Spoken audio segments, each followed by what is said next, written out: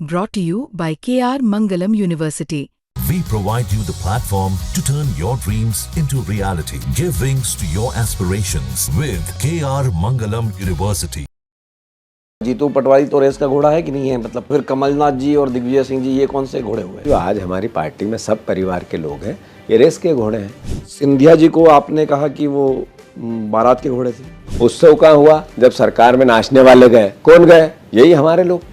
जो सिंधिया जी गए, कई विधायक गए, कई पूर्व मंत्री गए। नहीं तो आप कह रहे हैं कि राहुल गांधी ने कहा कि वर्कर बेस्ड पार्टी बनाना है, और जब वो भोपाल में आए तो उन्होंने इस बयान की काफ़ी चर्चा रही कि भाई बहुत सारे लंगड़े घोड़े हैं, बारात के घोड़े हैं, हमको रेस के घोड़े चाहिए।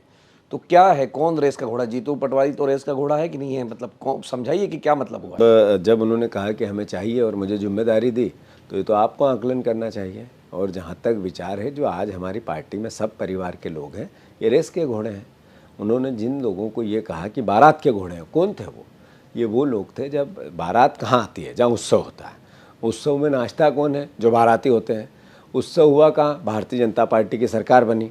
उत्सव कहाँ हुआ? जब सरकार में नाचने वाले गए। कौन गए? यही हमारे लोग। जो सिंधिया जी गए, कई विधायक गए, कई पूर्व मंत्री गए, कई अलग अलग सेगमेंट है। पचौरी जी गए, रामनिवास रावत जी गए, गोविंद राजपूत जी गए, तुलसीराम सिलावट जी गए, ऐसे कई और लोग गए। ये सब बारात के घोड़े थे।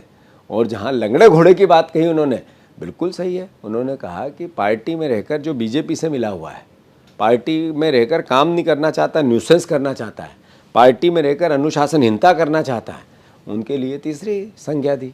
तो मैं समझता हूं कि उन्होंने स्पष्ट कहा और ठीक है, कोई गलत नहीं कहा। सिंधिया जी को आपने कहा कि वो बारात के घोड़े थे। 100% थे। उत्सव जहाँ होता है वहाँ बारात का घोड़ा अपने आप नाचने लग जाता है। तो जहाँ सत्ता होती है वहाँ उत्सव होता है। वो सत्ता के साथ चले गए। नहीं, पर उनको मुख्यमंत्री नहीं बनाया गया, ये भी तो फैक्ट है। जब उन्होंने 2018 में इतनी मेहनत की, 1 साल भर लगाया। क्या मुख्यमंत्री लोकतांत्रिक तरीके से बनना था या डिक्टेटरशिप तरीके से? कैसे बनना था? जो विधायक चुन के आए, उन्होंने 90% लोगों ने कहा कमलनाथ जी को मुख्यमंत्री बनाए, तो हम विधायकों की सुने या उनकी डिक्टेटरशिप को माने?